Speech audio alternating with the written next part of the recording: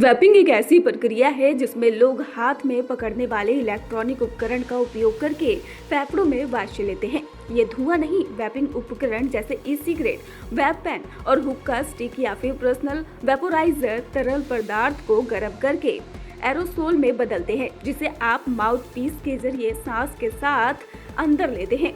Vaping से फेफड़ों को सूजन, जलन और स्थायी निशान पड़ सकते हैं। इससे सांस लेने में तकलीफ, अस्थमा और इसके साथ ही कई तरह की बीमारियां भी हो सकती हैं। इसके अलावा दिल और दिमाग पर भी असर पड़ता है, जैसे रक्तचाप बढ़ना, धमनियों का सिकुड़ना, मस्तिष्क में विकास में बाधा। वैपिंग से लत लगना भी बहुत तेजी से होता है। कई लोग वैपिंग से शुरुआत करते हैं और बाद में सिगरेट पीने लगते हैं, जिससे शरीर में और अधिक हानिकारक रसायन पहुंचते हैं। इसके अलावा उपकरणों की बैटरियों के फटने की घटनाएं और फोर्स्ड विस्फोट भी देखे गए हैं।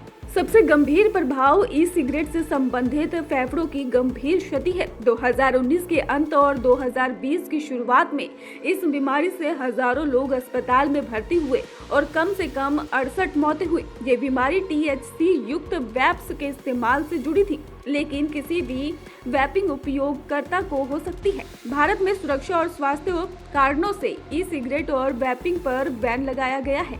इसके तहत इसका निर्माण, बिक्री और वितरण गैर कानूनी है। उल्लंघन करने पर कड़ी सजा का प्रावधान है। संक्षेप में कहा जाए तो वैपिंग को सिगरेट से कम हानिकारक मानना सिर्फ मार्केटिंग का भ्रम है।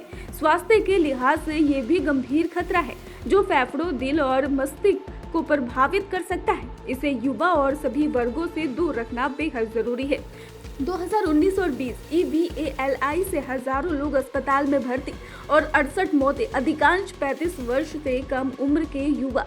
THC युक्त वैप्स के कारण गंभीर फेफड़ों की क्षति।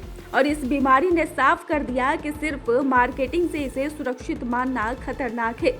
किसी भी प्रकार का वैपिंग उपयोगकर्ता एबली का शिकार हो सकता है। इस सिगरेट के इर्द गिर्द सबसे ज्यादा दार्शनिक बहस नुकसान कम करने की अवधारणा से जुड़ी है, न कि नुकसान कम करने की।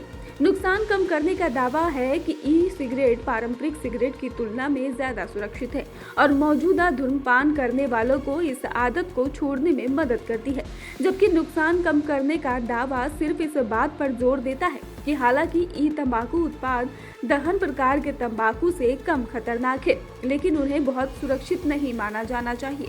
सार्वजनिक स्वास्थ्य विशेषज्ञ ई सिगरेट के उपयोग के दीर्घकालिक प्रभावों पर अधिक शोध और उपयोगकर्ताओं और नियमों को ही सही दिशा में मार्गदर्शन करने के लिए स्पष्ट साक्ष्य आधारित निर्देश पर ही विकास की आवश्यकता पर बल देते हैं। ई सिगरेट ने पारंपरिक तंबाकू उत्पादों से अलग विकल्प पेश करके धूम्रपान छोड़ने की परिदृश्य में एक नया आयाम पेश किया। फिर भी वे अपने संभावित जोखिमों और इसके साथ ही अनिश्चितताओं के साथ आते हैं। इलेक्ट्रॉनिक सिगरेट की सामग्री और संभावित स्वास्थ्य प्रभावों को समझना उनके उपयोग के बारे में सूचित निर्णय लेने के लिए महत्वपूर्ण है, जबकि ई सिगरेट धूम्रपान से होने वाले नुकसान को कम करने की दिशा में सही दिशा में एक कदम हो सकता है। वे निश्चित रूप से खतरों से रहित नहीं हैं और इन उत्पादों के सुरक्षित उपयोग की गारंटी के लिए मजबूत नियामक ढांचे और आगे के शोध की आवश्यकता है। धूम्रपान करने वाले ई सिगरेट को छोड़ने के लिए एक उपकरण के रूप में मानते हैं।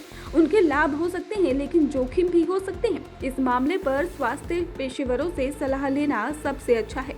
ये स्पष्ट है कि वैपिंग और ई सिगरेट सिर्फ एक फैशन या फिर ट्रेंड नहीं है, बल्कि हमारे स्वास्थ्य के लिए गंभीर खतरे हैं। चाहे इसे मार्केटिंग के जरिए सुरक्षित विकल्प बताया जाए, असलियत यह है कि निकोटीन हानिकारक रसायन और भारी धातुएं सीधे आपके फेफड़े, दिल और मस्तिष्क में पहुंचते हैं। इसके दीर्घकालिक प्रभाव अभी पूरी तरह से सामने नहीं आए हैं, लेकिन विशेषज्ञ लगातार चेतावनी दे रहे हैं कि ये न केवल लत और व्यसन का कारण बन सकता है, बल्कि गंभीर बीमारियां जैसे अस्थमा, फेफड़ों में स्थायी क्षति, वैली और यहाँ तक कि कैंसर का भी खतरा पैदा करता है। याद रखें, युवा वर्ग सबसे अधिक प्रभावित होता है और अक्सर अनजाने में ये खतरनाक आदतें अपनाते हैं। भारत में ई सिगरेट और वैपिंग पर पूर्ण प्रतिबंध है, लेकिन जागरूकता ही असली सुरक्षा है। संदेश साफ है कि स्वास्थ्य और जीवन की सुरक्षा के लिए वैपिंग से दूर रहे, फालतू के भ्रम और ट्रेंड में ना फंसे, क्योंकि असली आजादी वही है जिसमें हम अपने शरीर और स्वास्थ्य को बचा कर रखें और आने वाली पीढ़ियों को भी सुरक्षित वातावरण दे सके।